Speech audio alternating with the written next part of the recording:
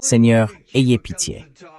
La seule chose qui me vient à l'esprit quand on parle de Cuba, c'est qu'est-ce qu'on fabrique, bon sang, avec Cuba? Qu'est-ce qui les irrite à ce point? Je ne sais pas si c'est Marco Rubio ou s'il a convaincu Trump. Je ne sais pas ce qui se passe. Mais il n'y a littéralement aucune justification à ça. Enfin, écoutez, je suis allé à Cuba. J'y suis allé, je dirais, en 2015, pour un voyage missionnaire avec l'Église. On y est descendu et on a rencontré des gens formidables. Enfin, toutes les personnes qu'on a rencontrées étaient des gens formidables. Mais ça nous a aussi ouvert les yeux parce qu'on n'est pas allé dans les grandes villes.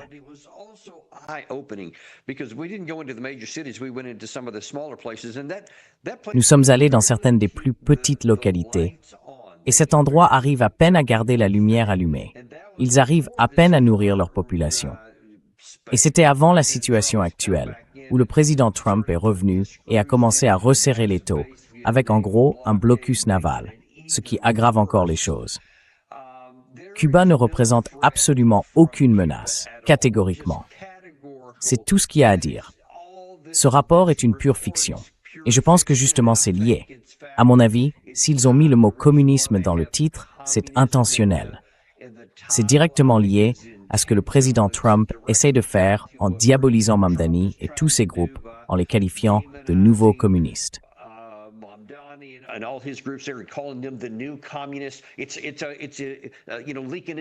Ça, vous savez, s'infiltre dans toutes les sphères de notre pays, et ainsi de suite, pour se construire une sorte de justification afin de s'en prendre à quiconque se dit démocrate socialiste. Parce qu'ils vont les rebaptiser. Trump va les rebaptiser. Communistes. Parce que ce mot porte toutes les connotations négatives de la guerre froide. Et peut-être même faire ça simultanément ici, à Cuba. Oh mon Dieu, ils s'en prennent à nous. C'est encore cette mentalité belliciste, totalement hors de contrôle. Je veux dire, c'était déjà assez grave de s'en prendre au Venezuela, qui ne représentait aucune menace pour nous. C'était encore pire de s'en prendre à l'Iran, alors qu'il ne représentait aucune menace pour nous. Il n'y avait aucun risque pour la sécurité nationale américaine.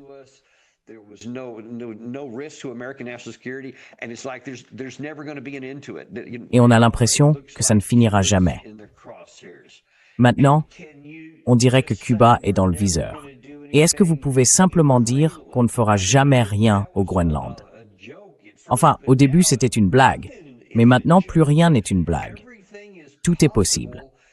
Et nous venons tout simplement de mettre fin à la diplomatie. La diplomatie n'existe même plus. Parce que vous avez là un type dont le bureau indique secrétaire d'État, mais dont chaque action dit secrétaire au bellicisme. Je pense que c'est ce qu'il leur faut, un nouveau département pour ça. Parce qu'il essaie de faire mieux que Pete Hegseth, qui lui aussi, vous savez, adore toutes les guerres qui ont jamais eu lieu. Mais c'est comme ça que je vois la situation.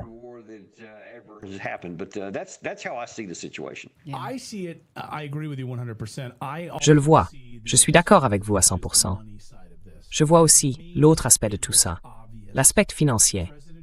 Et pour moi, ça paraît évident. Le président Trump est promoteur immobilier. Tous ses amis promoteurs bavent depuis longtemps sur les terrains en bord de mer pour y construire des hôtels là-bas, dans l'un des endroits les plus désirables au monde, Cuba. Des complexes touristiques, des destinations. Et ils le veulent absolument. D'ailleurs, si vous me traitez de complotiste, on le voit déjà se jouer dans ce putain de Gaza. Bon sang.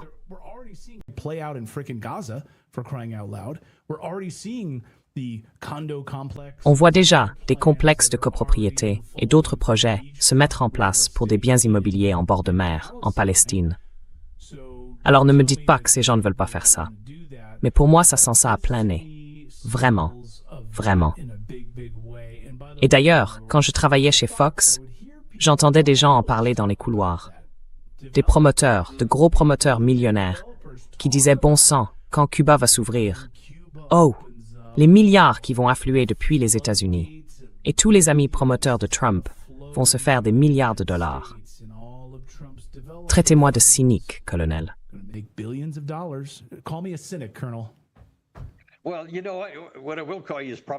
Eh bien, vous savez, je crois que je vais vous appeler un prophète.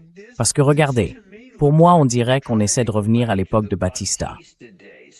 Quand Batista était au pouvoir, avant l'arrivée du gouvernement de Castro, de leur révolution et tout le reste, ces gens-là, nous étions de mèche avec eux à tous les niveaux. Ils avaient tous ces projets de développement et le reste qui exploitait la population. En fait, c'est justement ce qui a poussé les gens à se soulever contre le gouvernement à l'époque. Et maintenant, on veut recommencer à les exploiter.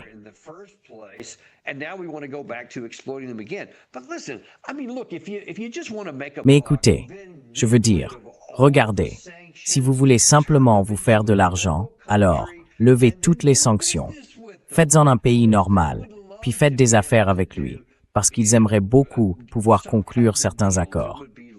Il y aurait des limites à ce que vous pourriez faire, donc vous ne pourriez pas les exploiter totalement.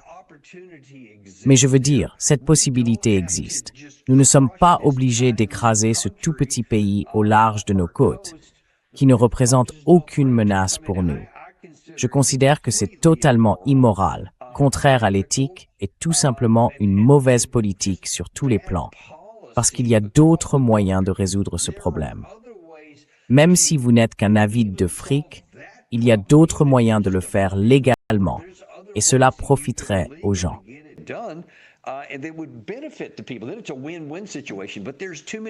Alors, c'est gagnant-gagnant. Mais il y a trop de gens, et je sais que beaucoup d'entre eux sont à Cuba. L'un d'eux est au département d'État et a simplement cette vision négative de ce qui s'est passé quand Castro est arrivé au pouvoir et de ce que cela a fait aux gens qui vivaient là-bas. Je veux dire, tout ça, c'était le gouvernement Batista. C'était, vous savez, je crois que des dizaines de milliers, peut-être même davantage de Cubains ont été tués par Castro. C'était un régime terrible. Et évidemment, la crise de 1962, on peut l'ajouter à la liste. Mais il est mort. Il n'est plus là. Et depuis cette époque, depuis le départ des Soviétiques, ce n'est plus qu'un pays qui s'effondre. Et nous continuons à y garder nos griffes. Il n'y a absolument aucune raison à cela.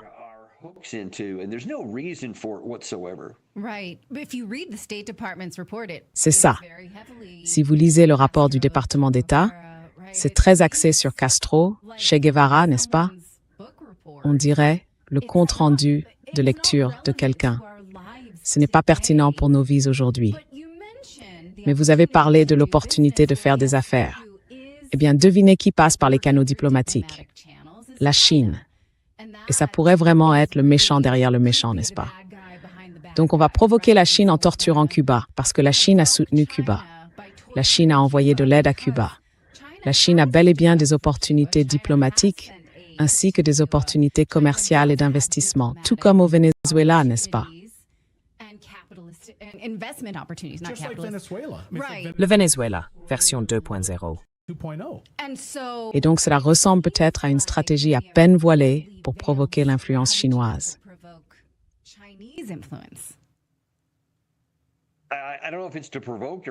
Je ne sais pas si c'est pour provoquer ou pour empêcher. Je ne sais pas. Oui, bon, point. Il y a tellement de choses différentes qui peuvent entrer en jeu. Et j'ai trouvé très bien que vous mentionniez, Nathalie, dans ce reportage, que beaucoup de ces éléments, et vous aussi, Clayton, concernant certaines des choses citées par Rubio, dataient de fichu 2001 ou 2003 ou je ne sais plus quelle année. 2001, mais la plupart dataient des années 60, 70. Oui, oui. Et c'est le plus récent. Et il en parle comme si c'était mardi dernier ou quelque chose comme ça. Très peu de gens vont faire ce que vous avez fait, c'est-à-dire aller vraiment consulter ce document. Mais ça révèle justement l'absence de toute réalité fondamentale là-dedans. Ils ressortent des choses du passé, parce qu'ils savent que presque personne ne va réellement lire ce document. Les gens vont voir le titre et la couverture. Le communisme, il arrive après nous. Et mon Dieu, il faut qu'on s'en prenne à eux. Ils regarderont peut-être cet extrait vidéo, mais ce sera tout. Et c'est là-dessus qu'ils comptent.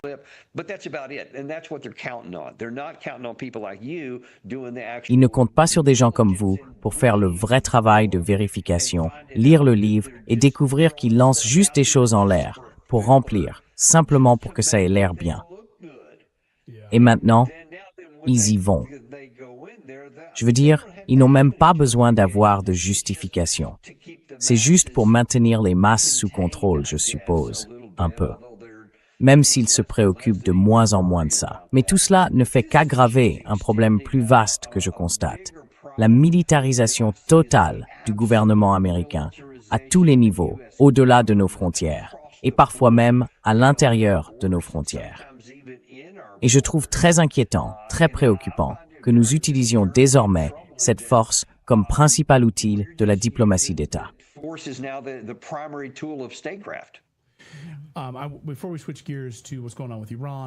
Avant de passer à ce qui se passe avec l'Iran et à l'état de ce fiasco sur le plan militaire, qu'est-ce qu'on ferait?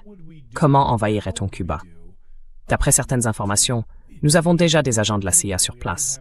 Donc la CIA est là, comme elle l'était bien sûr au Venezuela, avant cette invasion, avant la capture de Maduro. Mais à quoi cela ressemblerait-il sur le plan militaire? Si vous étiez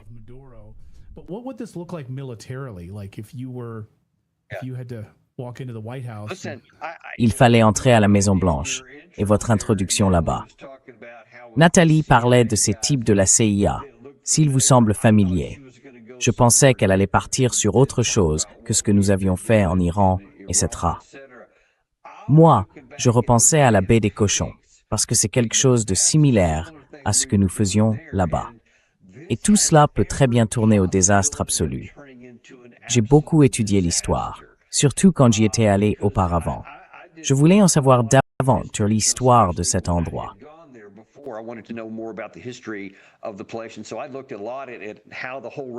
J'ai donc beaucoup étudié la façon dont toute la révolution s'est déroulée, etc., comment elle a été menée. Vous savez, puis, une fois que Castro lui-même est arrivé, et avec ça, vous savez, presque contre-révolution, qu'ils ont réprimé, etc. Il y a eu tellement de combats de ce genre. Et la version castriste a d'abord réussi parce qu'ils sont allés dans les montagnes. Ils ont quitté les grandes villes, puis ils ont mené ces opérations de guérilla depuis différentes bases qui sont extrêmement difficiles à trouver. Ils peuvent se cacher presque n'importe où.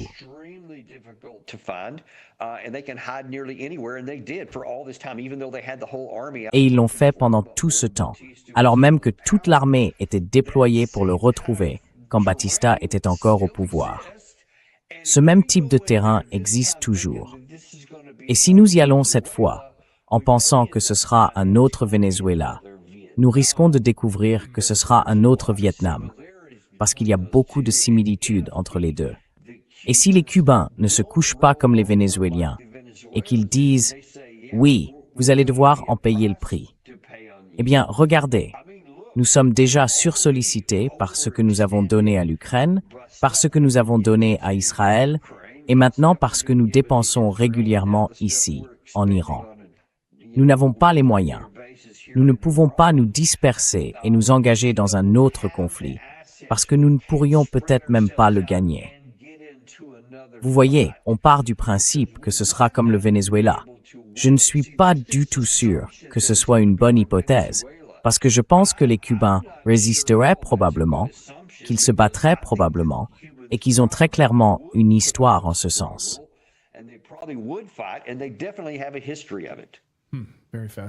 Très fascinant. Donc plutôt Iwo Jima qu'une simple promenade sur la plage, j'imagine. Oui.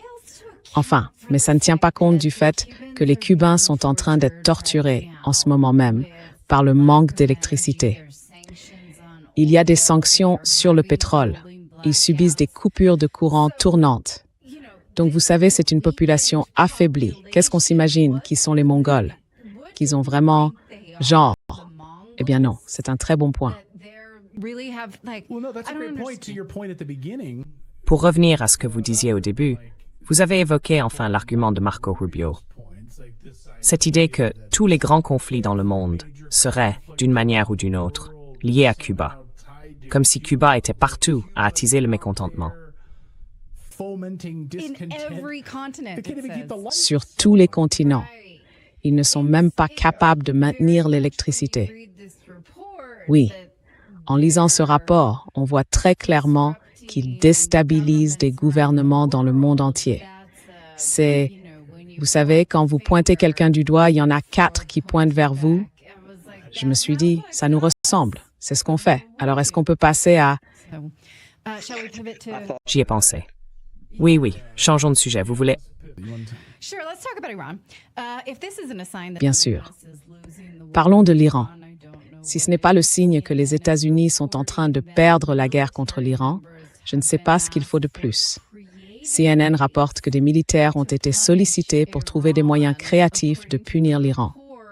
Selon ces informations, un email a été envoyé disant « Nous cherchons de nouvelles façons créatives et non conventionnelles de faire pression sur l'Iran et de le punir. On ne fait pas ça quand ce qu'on fait fonctionne. » Et clairement, ça ne fonctionne pas. Reuters a également rapporté que les États-Unis sont presque à court de missiles de longue portée de haute précision. Au fait, Hicks, comme il faut le souligner, et a dit « C'est un mensonge. Vous mentez. »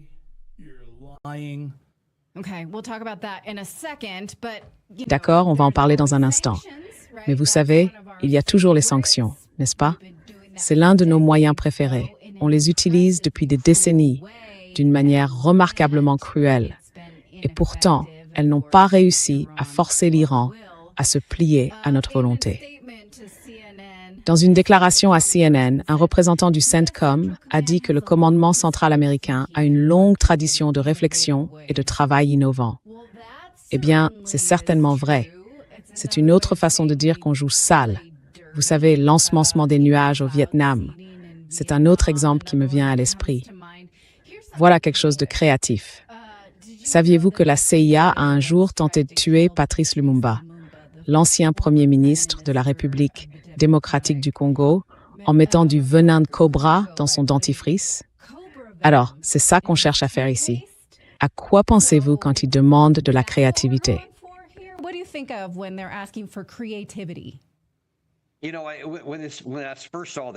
Vous savez, quand j'ai vu ça pour la première fois, je me suis dit, c'est une fausse information. Il n'y a aucune chance qu'ils aient fait ça. Puis, par l'intermédiaire d'un ami, j'ai obtenu une source qui a accès à des gens impliqués dans la guerre là-bas. Et ils ont dit, non, c'est authentique. Ils ont bien distribué ça. Et c'est curieux que, vous l'avez mentionné, Nathalie, Hegseth dise « Oh, c'est 100% de la fausse information » et tout ce genre de choses.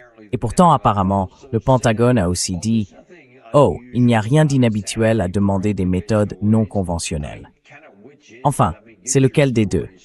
Mettez-vous d'accord sur votre version. Mais je pense que cela souligne l'absence de stratégie ici et le refus de le reconnaître. Tout ce que nous avons essayé n'a pas marché. Il suffit de regarder les différentes phases que nous avons traversées.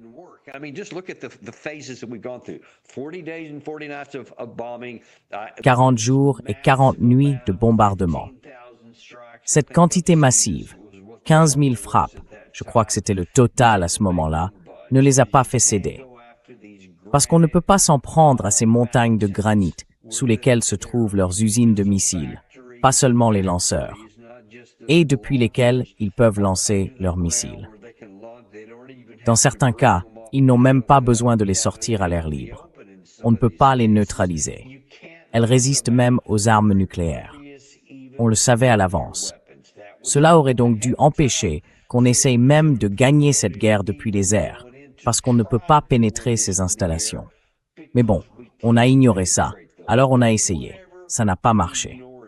Ensuite, bien sûr, pendant quelques mois, on a essayé de les affamer, d'imposer un blocus. Ça n'a pas marché non plus.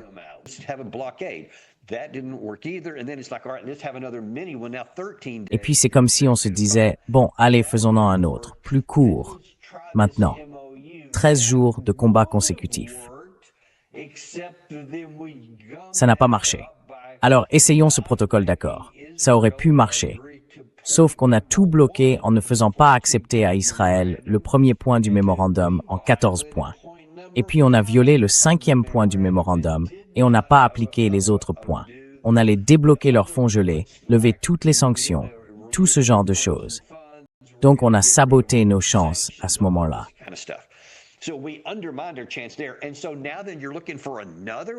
Et donc, maintenant que vous cherchez une autre issue, le président Trump a déclaré ces derniers jours, vous savez, on est vraiment proche d'un accord. On a quelque chose de très proche. Il nous supplie de conclure un accord. Et s'ils se tiennent bien, s'ils font ce qu'on leur demande, et s'ils nous font une bonne offre, alors nous. Mais de quel accord parlez-vous? Vous en aviez un entre les mains. C'était dans la poche. C'était signé. Et maintenant, vous voulez trouver, comme par magie, une autre voie. À quoi cela ressemblerait-il, au juste? Il n'y a pas d'autre voie. Tout ça, ce ne sont que des mythes. Et nous voilà à nous débattre comme un poisson sur le rivage, à essayer de remuer dans tous les sens pour retourner dans l'eau.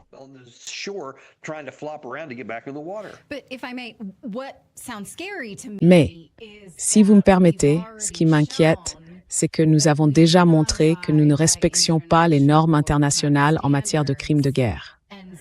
Donc, la créativité pourrait en fait vouloir dire davantage de la même chose. On a commencé par bombarder de jeunes filles dans une école, alors tout est permis, non? Ils ne disent pas dans les limites de la morale. C'est plutôt « Hé, prenons la voie du venin de serpent ». C'est comme ça que je l'interprète. Alors peut-être que vous pourriez réagir à cela.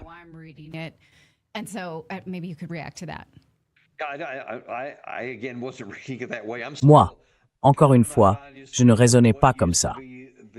Une partie de mon esprit est encore dans l'Amérique que j'ai connue autrefois, celle où vous n'auriez même pas eu besoin de poser cette question. Parce que, évidemment, notre intention est de respecter l'état de droit, de suivre les priorités internationales en matière de crimes de guerre, etc. Nous irions jusqu'à punir les nôtres quand ils commettaient des crimes de guerre, etc. Nous l'avons fait. Nous l'avons fait. Mais alors, vous avez raison. Tout est ouvert. Je dois donc élargir mon regard pour envisager cette déclaration sous d'autres angles, parce que le président le fait.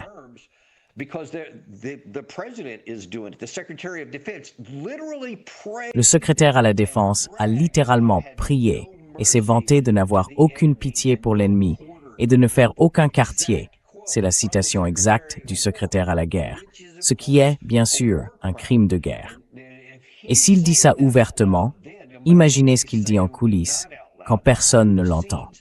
Alors quand les gens entendent, trouvez des moyens créatifs. Jusqu'à présent, toutes les personnes avec qui j'ai servi n'auraient envisagé que des moyens respectant l'état de droit, des moyens restant dans les limites morales normales que notre pays défendait autrefois. Mais aujourd'hui, ces limites ont été élargies par le secrétaire Hegseth lui-même et par les actes du président. Plus rien n'est interdit. Alors, pourquoi ne pas s'attendre à ce que certaines de ces personnes trouvent quelque chose qui dépasse ce qui, autrefois, était totalement inacceptable, mais qui se trouve peut-être maintenant au milieu du menu des options?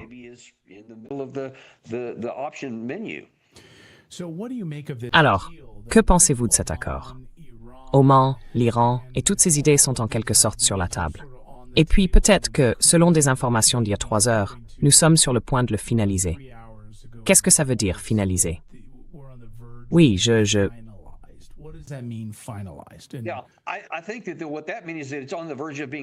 pense que cela signifie qu'on est sur le point de finaliser un accord sur le contrôle du détroit d'Ormuz avec Oman, entre Oman et l'Iran. Et ils n'ont jamais rien dit d'autre que le détroit resterait ouvert sous notre administration. C'est ce qu'a dit la partie iranienne. Donc ce qui avait été convenu dans le protocole d'accord, la partie iranienne essaye toujours de le faire appliquer.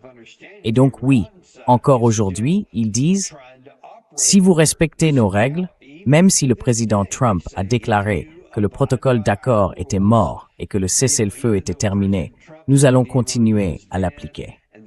Si vous suivez nos règles, vous pouvez toujours sortir. Et cela a été le cas jusqu'ici. Maintenant, je pense qu'ils essayent de le formaliser avec Oman. Et cela pourrait être une manière détournée d'y parvenir.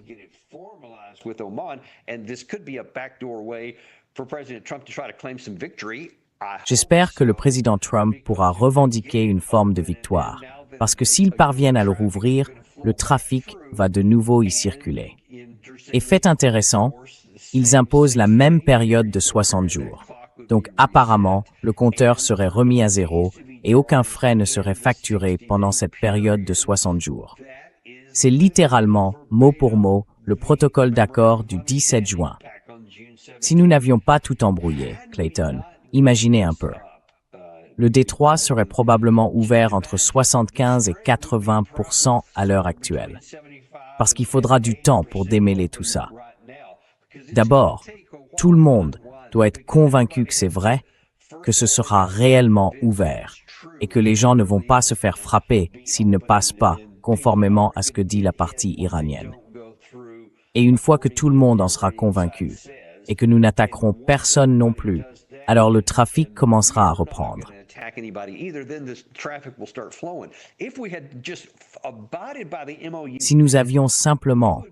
Si nous avions respecté le protocole d'accord à ce moment-là, nous serions aujourd'hui proches de la capacité opérationnelle. Et nous ne nous demanderions pas si nous allons retourner à la guerre ou non. Donc si nous pouvons relancer cette horloge, enfin, imaginez un peu.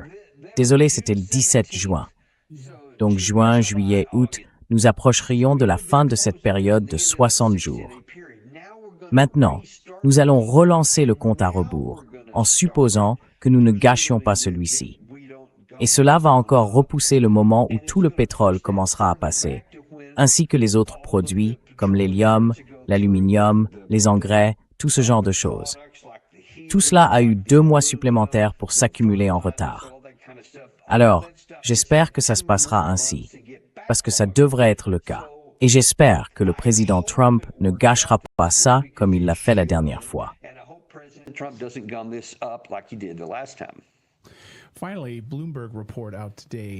Enfin, un article de Bloomberg publié aujourd'hui, colonel, indique que les États-Unis ont expédié à l'étranger un volume record de carburant distillé la semaine dernière, alors que nos stocks intérieurs ont diminué.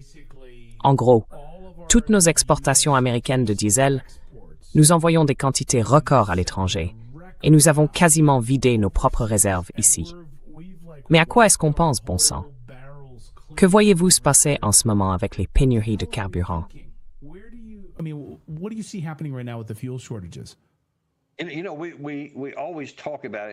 Vous savez, on en parle toujours. Et depuis son premier mandat, on sait que le président Trump est quelqu'un de très transactionnel. C'est comme ça qu'il pense. Et là, on le voit de manière flagrante. Il est simplement transactionnel. Il se dit d'accord, il ne faut pas que le prix du pétrole monte trop. Il faut qu'il reste dans cette fourchette.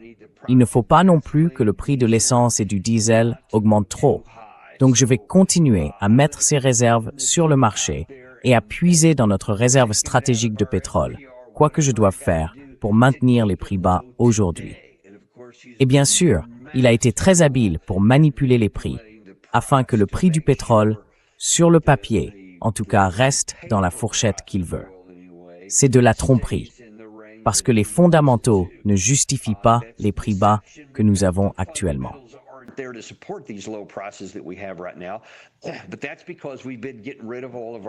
Mais c'est parce que nous avons puisé dans toutes nos réserves stratégiques de pétrole.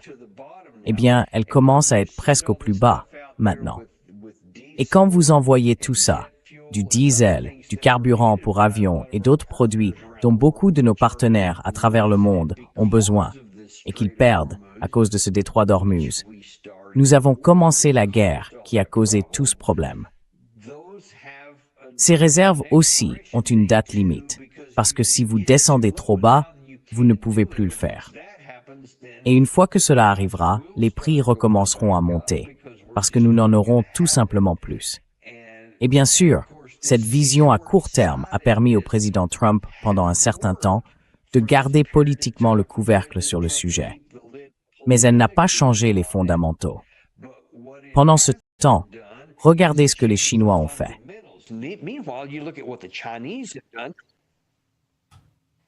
Je suis désolé. Nous n'avons pas dit que nous vous perdrions. Non, je suis toujours là. J'entends juste quelqu'un parler en arrière-plan. Je ne savais pas que c'était vous. Désolé, notre équipe était peut-être en train de parler à notre prochain invité. Désolé, toutes nos excuses. Désolé pour ça. Mais regardez ce que les Chinois ont fait. Ils avaient anticipé ce genre de problème et disposaient d'une réserve d'1,5 milliard de barils. Ils ont donc pu puiser dedans parce qu'ils avaient acheté à bas prix. Et quand les prix ont explosé, ils ont commencé à utiliser ces réserves. Ça nous a tous aidés parce que cela a réduit leurs achats de 4 millions de barils par jour. Donc ça a atténué le problème d'approvisionnement ici. Et pendant ce temps, ils ne sont descendus qu'à environ 1,2 milliard de barils. Ils peuvent donc continuer comme ça pendant des mois et des mois, sans même avoir à y réfléchir à 2 fois. Mais pas nous. Et nos réserves, qui étaient déjà bien plus faibles au départ, sont maintenant, je crois, tombées sous les 300 millions de barils. On va vraiment se retrouver dans une situation très difficile si ce problème n'est pas réglé très vite. C'est pourquoi j'espère que le président Trump ne fera pas obstacle et laissera Oman et l'Iran ouvrir le détroit.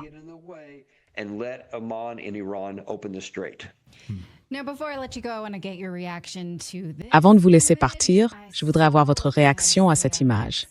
J'ai vu ce que vous avez dit sur X, mais j'aimerais que vous nous le disiez directement. Car vous dites que le président Trump se voit à l'égal de certains des meilleurs généraux américains, alors qu'il n'a jamais porté l'uniforme. C'est franchement ridicule. Mais à qui cela s'adresse-t-il? Ce n'est pas pour... Enfin, est-ce qu'on pense vraiment ça? Mais extrapoler ce qu'il essaie de dire. Amspa.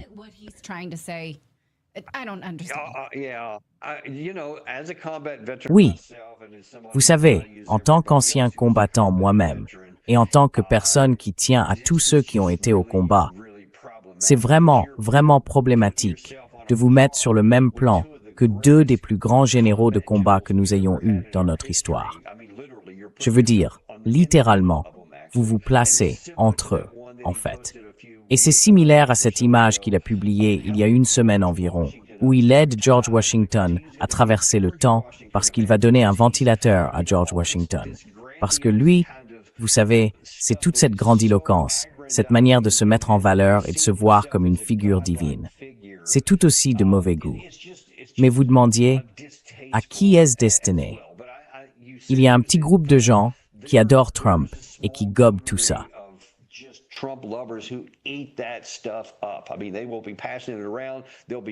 Je veux dire, ils vont se le faire passer, ils vont le republier.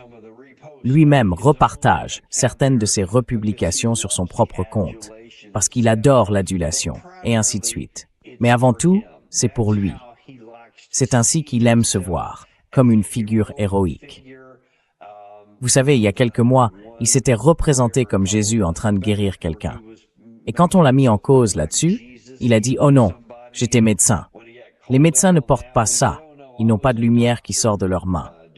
Mais c'est une autre question. Cela vous dit quelque chose? On voit un schéma constant. Il a de lui-même une image quasi divine.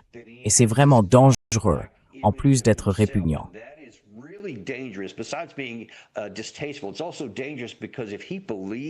C'est aussi dangereux parce que s'il se croit à ce point au-dessus des autres, ça peut le pousser à prendre des décisions comme le déclenchement de cette guerre. Les généraux, les militaires, les experts du renseignement, tous lui ont dit que rien de tout cela ne fonctionnerait. Mais lui pense non, si c'est moi qui le fais, ça marchera.